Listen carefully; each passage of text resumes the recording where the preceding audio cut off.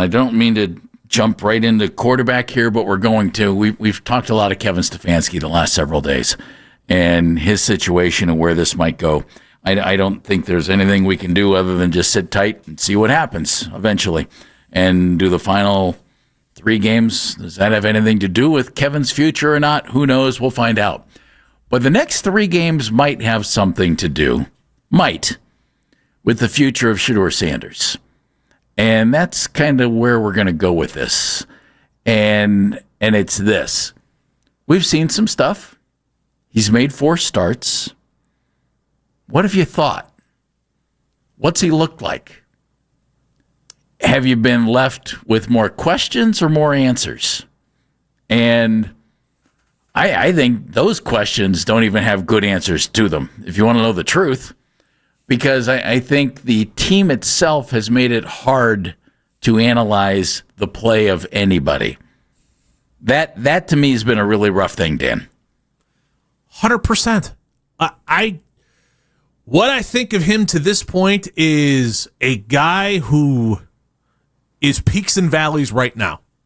I feel like that's what I'm truly watching is peaks and valleys. And that's rookie quarterback play at its finest hour. There are some things every single game you look at and you go, damn, that's a really nice throw. And, wow, and nice job leading them on that. Yeah, we've seen some of those. And you see those. Yep. And then there are other moments that come very short after that where you're like, oh, that sack was horrendous. Oh, what are you looking at? Like, it feels like I'm watching rookie quarterback play.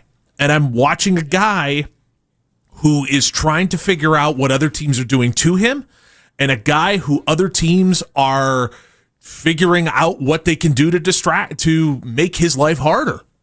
I feel like that's what we're watching. We're watching a guy try to figure out what's going on in front of him and understand it, as other teams are gaining more tape and understanding how to take away what he does best. And you're just going to ride the roller coaster, and it's going to be peaks and valleys. And if you're going to give me 3 more games of data, I am going to take all 3 games of that data. I keep rolling them out there and keep going, all right, give me more tape. Give me more tape. Let me see if you can adjust to what other teams are doing. Let me see if there are things that other teams are throwing at you that you haven't been able to understand round 1, but round 2, you're starting to understand a little bit better. Let me see some growth. And that's where I am. It's pretty simple. It's rookie quarterback play, and let's see if it looks better at the end of 3 games than it did in the beginning. I think this is too obvious to ignore. And I don't think you can just say, well, whoever it is on the schedule, blah, blah, blah, blah, blah. I don't think it's any coincidence at all that Shedeur's best 2 games came against teams that are both 2-12. Raiders.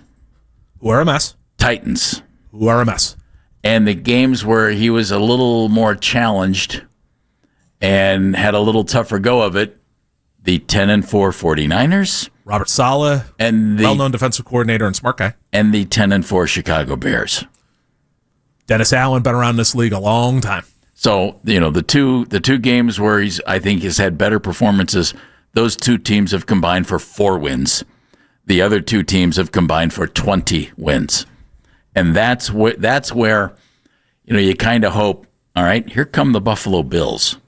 And they're playing for something.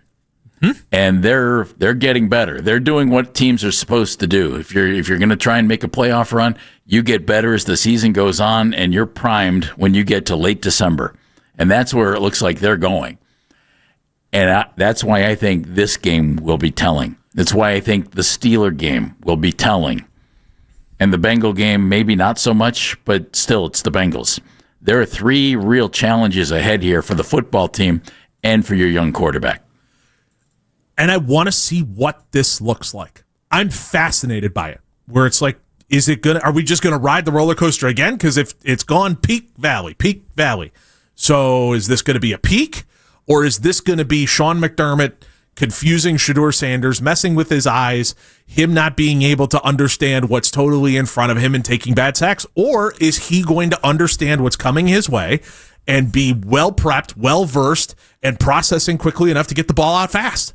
And to be able to understand all those things, because it's not like the pass rush for the Bills has been great since Ed Oliver went down. You can gash the Bills' defense. The question is it's a rookie quarterback. It's not meant to be a slam on Shedeur. It's just the truth. He's figuring this out as he goes. He hasn't seen a chunk of this stuff in the Big 12. He didn't see a chunk of this stuff at Jackson State. He hasn't seen this level of speed and scheme combined. So let's see what this looks like. Jeff, as funny as sounds, I want as much data as I can get. This is just another point of data. Question. Do these 3 games play a major role in what you're thinking might be this offseason? I think the Browns are the only ones who can actually answer that for you. And the guys who might be able to answer that for you might not even be the guys calling the shots right now. We don't know about that. Let's just assume they are.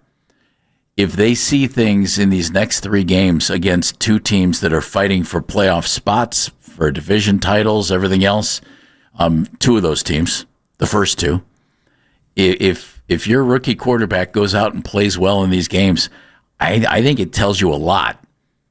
And I also think if you go out and you have absolute stinkers out of the quarterback, I think that's telling as well, Dan. And, it's not, I don't think it's as cut and dry as this. Yes, he's our starter. No, he's not our starter for next year. I don't think it's that cut and dry, but I think I think it gets close. If he goes out and plays really well, I don't think there's any question. You can go out and roll into next season with him as the starter and give him more time next year while you develop other areas of this team in the draft. And, you're focusing on other parts of the offense, the line and the wide receiver. And I don't think there's any issue with that at all. But let's just say they go out and they play terribly offensively against Buffalo, against Pittsburgh, against Cincinnati, if it just doesn't work, and the guys who are breaking down the tape in Berea see that, wait a minute, the offensive line was okay in this game. The receivers were open, whatever. If he plays if he doesn't play up to the rest of the offense, which has been bad, I think you're going to have to really think about some things next year. And it doesn't necessarily mean draft. First, if this offensive line finds its way to okay or mediocre, I think we would all do a backflip. Yeah, would you like to applaud now or what? I was going to say, if we hit the point where we're all looking at each other going, wow, the offensive line was fine. Like, I'll take fine. Fine sounds fantastic. I think they are going to go into next season with him, A, on the roster, and B, probably as the penciled-in starter, due to the fact that, let's be honest with ourselves, he's cheap.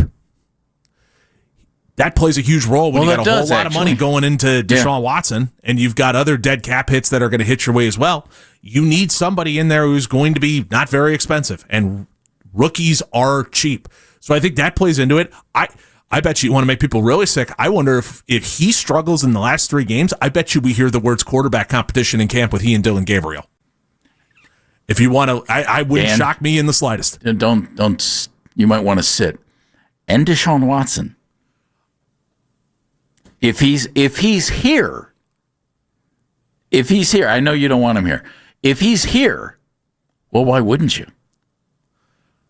Right? Why wouldn't you? Why would you flat out dismiss him if he's on this roster going into training camp and into the offseason? I would think you're right. If it doesn't go well with Shedeur, and I think it should be. No, I don't think that's a bad thing. Yeah, I don't either. And let me throw something out.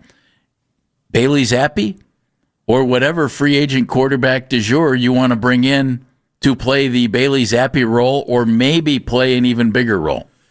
There's some guys out there who could come in and do a competent job for you playing quarterback. And we see that around the league. Guys are stepping in and being competent on a competent offense. For instance, Kirk Cousins the other night on Thursday. He looked really good. Well, Kyle Pitts had a career game. And they didn't even have Drake London. So there are guys who could come in and run the offense if you see in the next 3 games it's not quite there yet. And if you don't see it in the next 3 games, I agree with you. You don't have to name a starter. No. And again, the guys who are in charge now might not be the guys in charge when you get to OTAs and everything else. Good point. In which case, there's no question it's a competition. It's a good point. you might have a different set of eyes in here, and they may even have their guy in here too. Yep, that's exactly right. Because you could easily see, we've been down this road enough times in Cleveland and everywhere else in the NFL, where you could easily see a case where the next group of guys come in that they're impressed with, and they look around and they go, well, none of these guys can execute my scheme. None of these guys are my handpicked successors. I don't like this guy. I don't like this guy. I don't want to deal with Dylan Gabriel's height. I don't understand quarterbacks who can play at that short of of a level. And I don't like Shedeur Sanders, whether you want to say it's his fan club that follows him around, or frankly, I don't like Shedeur Sanders' play on the field, and I don't think that's something I can win with. And I don't like Dylan Gabriel checking it down all the time. I need somebody who could do that. Like, we've been down this road enough times in Cleveland to know that GM and that coach, the first thing that they're going to do is possibly come in and change the quarterback.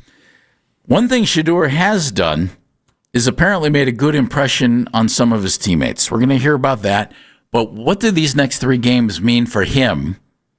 What do they mean for anybody as a fan? I mean, have you seen enough that you think, yes, he's the guy? I'll be honest, I haven't.